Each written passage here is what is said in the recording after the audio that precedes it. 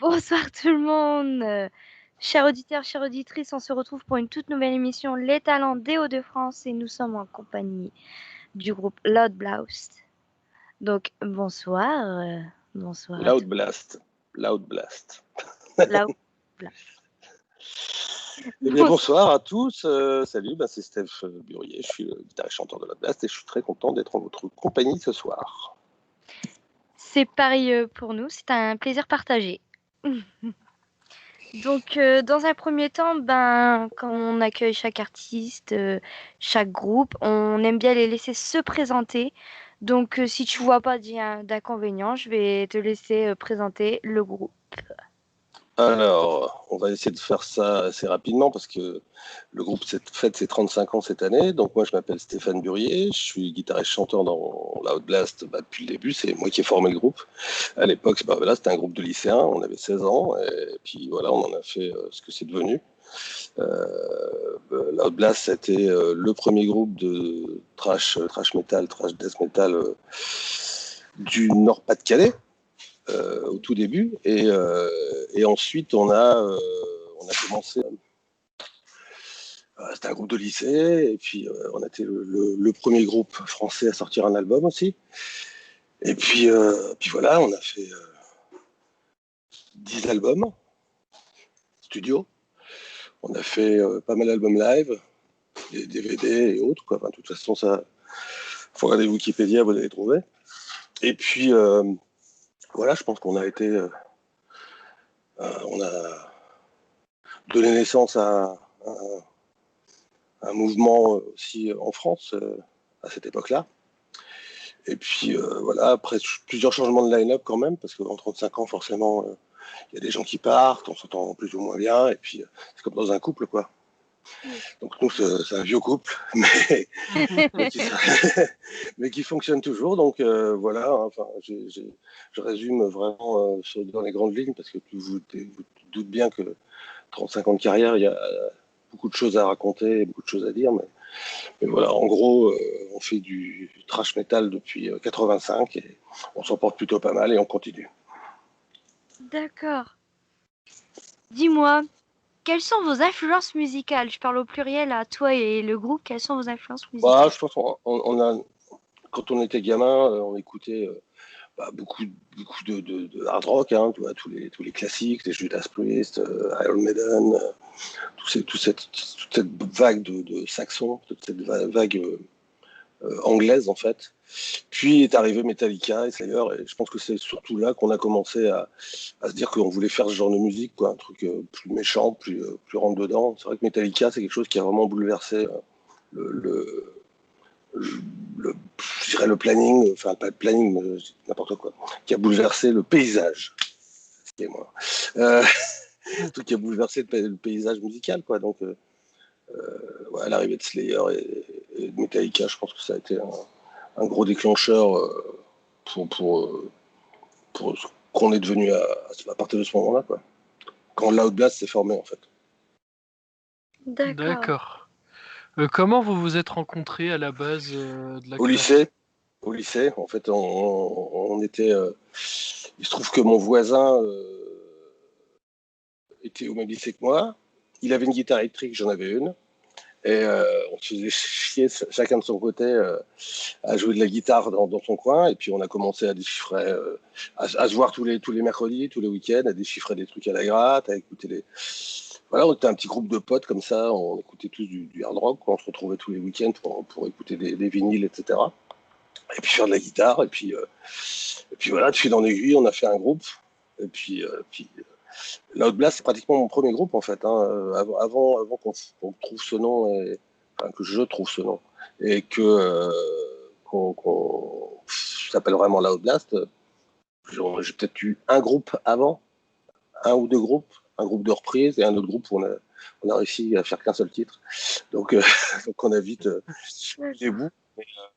Ouais, voilà, c'est une aventure c'est une rencontre de lycéens, quoi. C'est un groupe de potes de lycée. D'accord.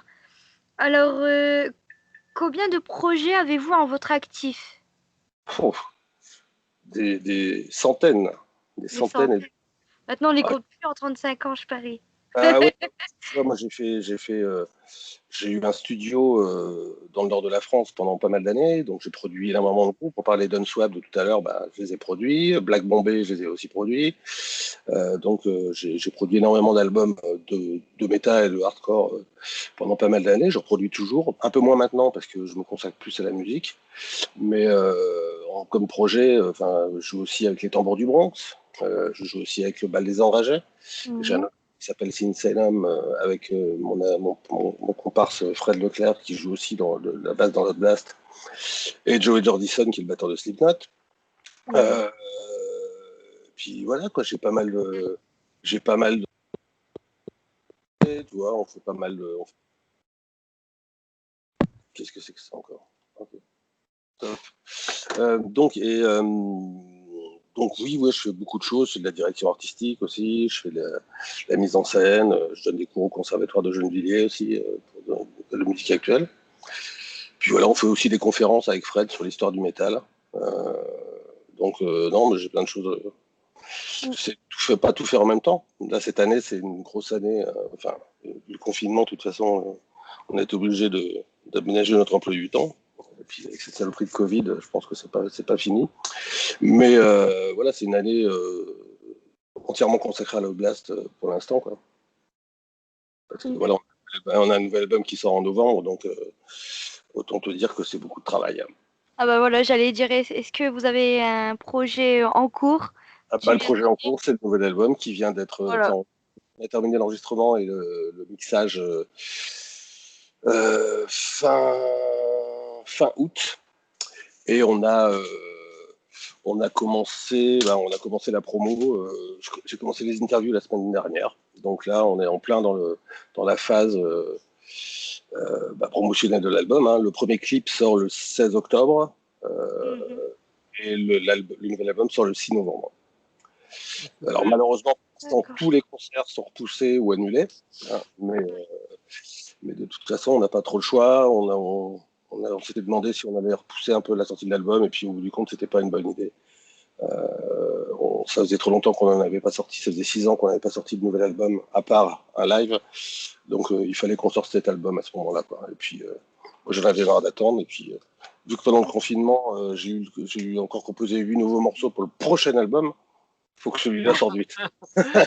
Mais franchement, On est c'est déjà en super, avance. quoi. Oh là. Ouais, ouais, on est en avance. Ouais, j'ai de la matière déjà pour le prochain. Mais t'as bien raison, de façon d'anticiper comme ça, c'est c'est Bah, normal.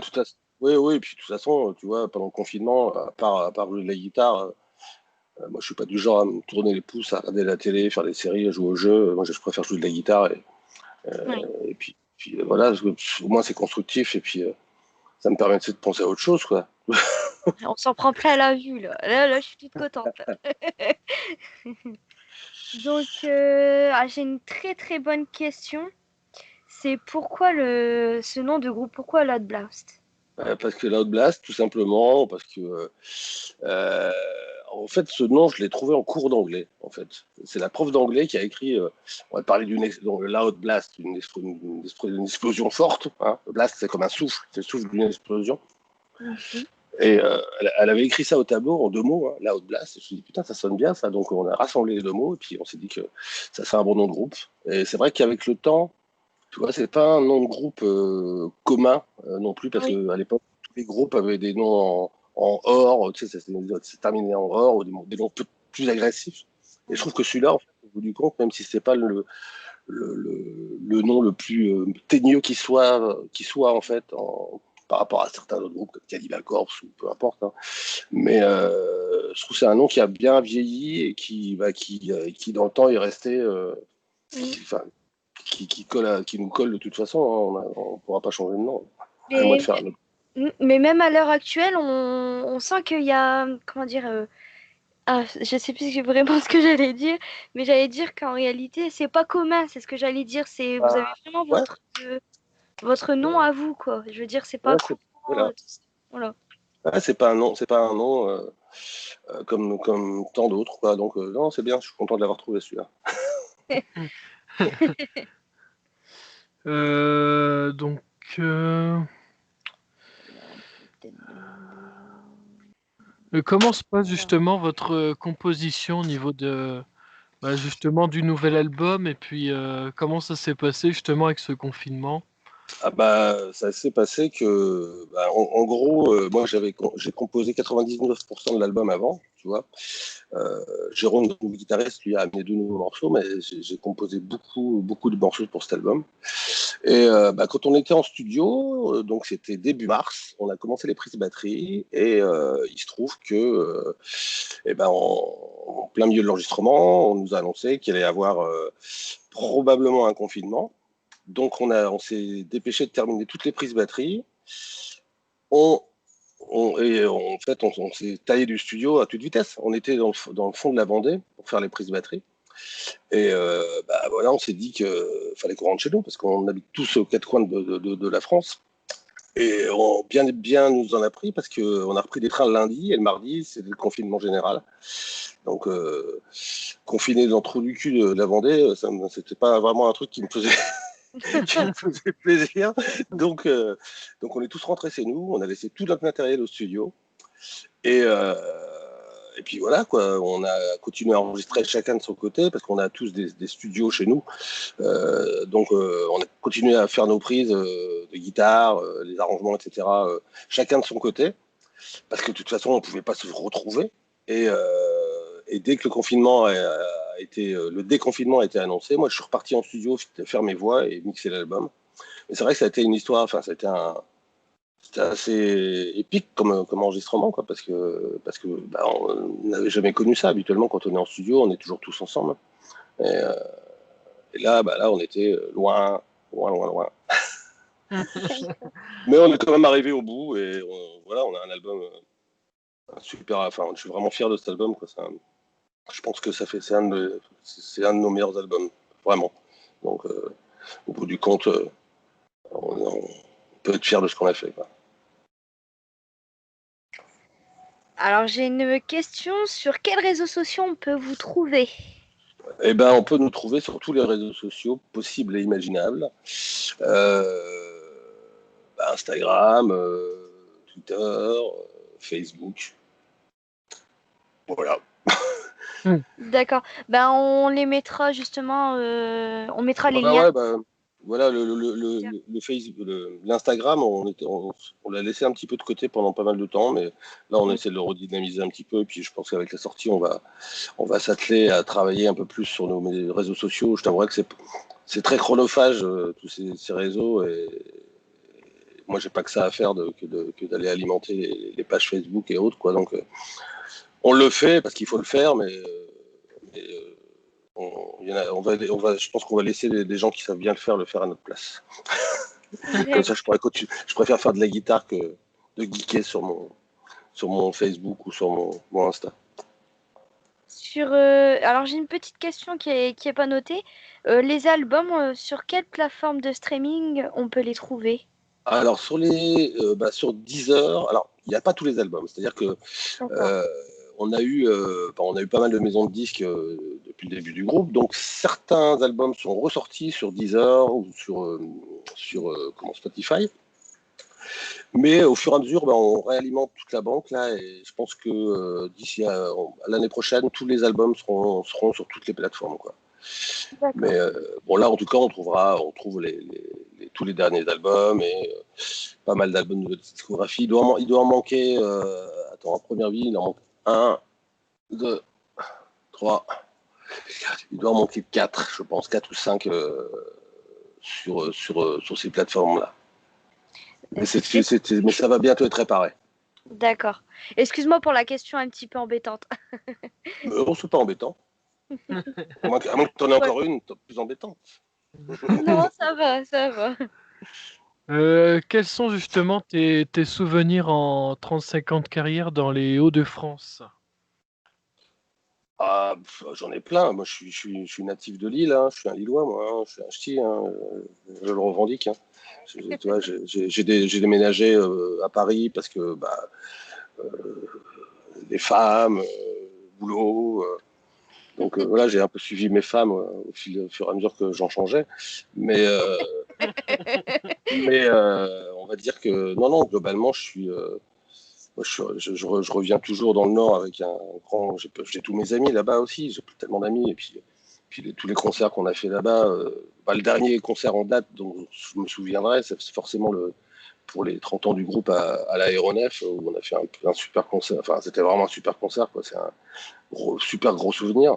Mais en fait, tous les concerts dans le Nord, c'est super parce qu'on retrouve plein de potes, c'est pour la fête et on se démarre toujours pour arriver un peu avant pour voir les potes, revoir la famille. Et puis, la dernière fois que je suis venu jouer dans les Hauts-de-France, c'était avec les Tambours du Bronx. Voilà. Ouais, on a fait Calais et on a fait un truc du côté de pas de Maubeuge, du côté, pas très loin de Lille. Enfin, voilà. Bref. D'ailleurs, je fais une petite dédicace à mon frère qui m'en avait parlé justement. Voilà. Donc, je sais pas si toi tu voulais. Quelles sont vos passions à part la musique? Alors, à part la musique, je t'avouerais que j'ai pas beaucoup de passion. Alors, je sais que je dois pas être quelqu'un de très intéressant, mais moi, la musique, ça prend le plus clair de mon temps. En fait, j'écoute beaucoup de musique. J'ai pas trop le temps de regarder des films, à vrai dire. Je suis pas un gros geek. Pareil, les jeux de vidéo, etc. J'ai pas le temps.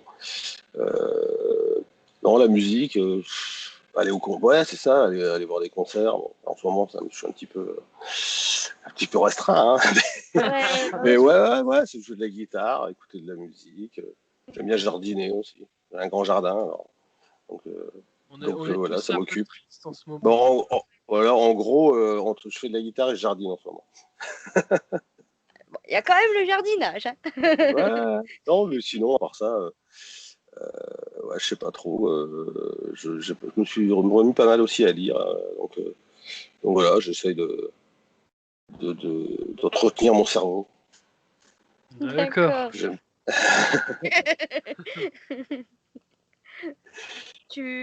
Pour pas d'entretenir ton cerveau pour pas t'endormir. Non, pas pour m'endormir, mais juste parce que voilà, c'est vrai que c'est aussi des métiers très fatigants. Oui. On a des horaires complètement décalés. Enfin, c'est toujours, c'est pas le métier, les métiers de Monsieur et Madame tout le monde, hein, mais enfin, je sais pas que ce soit moins bien, mieux, mais bon, faut faire gaffe à se maintenir en forme, quoi. Donc, je me suis remis au sport aussi. Je me suis remis au sport, je fais du vélo, etc. Quoi, donc, c'est bien. Faut un début à tout. Hein. Faut passer sa vie à boire des bières dans des bars. Hein. J'aime bien aussi, hein, mais bon. C'est la base, la bière. Ouais, mais je l'ai assez fait aussi avant, donc là c'est bien.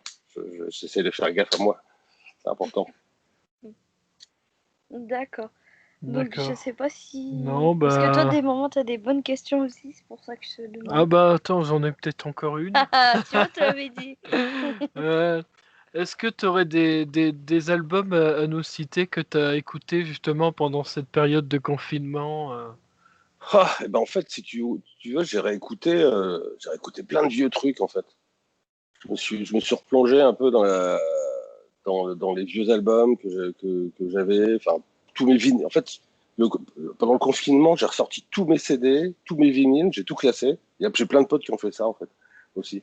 Et j'ai réécouté plein de vieux trucs, des trucs que j'écoutais quand j'étais ado, tu vois. Et puis j'ai retrouvé des CD que j'avais pas écouté depuis super longtemps. Hein. Alors pas que des trucs de métal, quoi. Toi, j'ai réécouté des trucs de Brassens ou des trucs genre Eddie Top Foundation, ce genre de choses, quoi, que j'aime bien, quoi, que j'avais un peu pas écouté depuis très longtemps, du Tron, ce truc-là. Et puis, mes bons vieux albums de Status Quo, Bertrand, ce truc-là, quoi. Ouais, j'ai pas écouté trop de trucs récents, même si je reçois beaucoup d'albums en promo des maisons de disques. Il y a tellement de trucs qui sortent en ce moment que j'essaie de me focaliser déjà sur ma musique et puis pas trop non plus se laisser influencer par tout ce que tu entends autour. Mais j'ai mes périodes, quoi. Là, je suis plus dans une période, j'écoute des vinyles et je ressors des trucs de derrière les fandos, quoi. Mais genre, j'ai des centaines d'albums qui m'attendent à écouter, là, donc D'accord. D'accord. J'ai continué à les classer. Et puis on verra le moment où j'aurai envie de les écouter. Ouais, la D'accord. dernière fois que j'ai posé la question là, c'était justement à Jacou de Black Bombay. Et lui aussi a ressorti des classiques, pas mal de classiques. Ah ouais, bah, toi, je crois qu'on a tous fait ça, hein, tous les potes. L'article. Les potes que j'ai pu voir poster des trucs, là, et pareil, j'avoue que c'était un bon moment de faire ça. C'est pas le genre de choses qu'on a fait le temps de faire dans le reste de l'année. Donc, on va dire que le bon côté du confinement, ça a été justement de pouvoir peut-être se consacrer un petit peu plus à des choses de la vie, quoi, à, à penser un peu à sa gueule, tu vois, plutôt que de penser à devoir bosser tout le temps. Toujours être sur la brèche. Tu vois. Je crois que ça a permis de révéler aussi quelles étaient parfois les priorités qu'on avait mis de côté. D'accord. D'accord. Bon, en tout cas, on a déjà fini la partie interview. Et donc, on était très heureux de te recevoir parmi nous. Ah, c'était à nous. Et bien de même, hein, c'était un plaisir de vous avoir. Et puis, faites bien gaffe à la sortie de notre album. Hein, donc, je le répète, le 6 novembre, moi, je fais ma promo, mais je suis là pour ça aussi. Et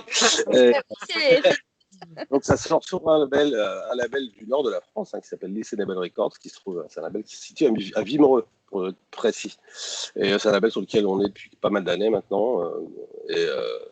Donc voilà, c'est une sortie internationale, ça sort dans le monde entier. Et même, on vient de choper une licence au Japon, tiens, aussi. Donc ça, c'est très cool.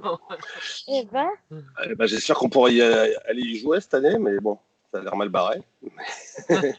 Mais bon, en tout cas, voilà. Pour l'instant, les Japonais pourront profiter de l'album en attendant. Voilà, ils pourront l'écouter, mais ils pourront pas le voir en chair et en os pour l'instant. en tout cas, nous, on vous apporte un grand soutien. Voilà. Même si on peut pas faire vraiment grand-chose, c'est vrai que... De toute Voilà, façon, là, en ce moment, hein, moi, ce que je dis à tout le monde, c'est Mhm.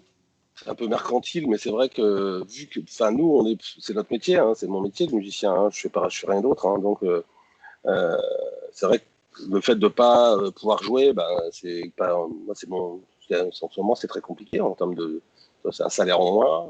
Donc le seul moyen de soutenir les groupes en ce moment, c'est d'acheter leurs albums, d'acheter du merchandising ou ce genre de choses, parce que c'est ça qui nous fait tenir encore et qui nous permet encore d'avancer. Parce que habituellement, tu vois, là, je devrais être en tournée depuis quelques mois déjà. Mais là, je suis en tournée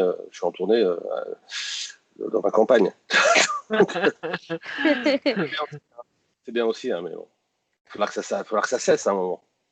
Parce que c'est vrai que je ne pas jouer ensemble. Enfin, là, on s'est retrouvé la semaine dernière avec tout le groupe parce qu'on avait un tournage pour notre second clip et une session photo. Donc ça fait super bien de faire un clip vidéo où on jouait ensemble, quoi. Tu vois, ça faisait des mois que ça ne nous était pas arrivé. Mais, euh, mais voilà, maintenant, il va falloir prendre son mal en patience parce qu'à mon avis, on en a encore pour quelques mois. Mais un jour, ça va se débloquer et on sera de retour et encore plus en forme qu'avant, quoi, forcément. Super. D'accord. En tout cas, franchement, voilà, on va encore peut-être se répéter, mais on était vraiment très ravis de t'accueillir parmi nous. Surtout en tant que groupe du Nord, Voilà, surtout. Parce surtout, que oui. notre émission se favorise surtout à présenter des groupes de la région et tu fais partie d'un des premiers groupes de la région, justement Death et Thrash Metal. Et Voilà. ouais. Et je suis très content de vous avoir d'avoir répondu aux questions et puis bonne continuation avec l'émission. Et merci aussi pour le soutien et puis voilà, hein, de toute façon, il faut soutenir les groupes et il faut soutenir les groupes des Hauts-de-France aussi. Hein. Donc Exactement. lâchez rien, lâchez rien. Merci.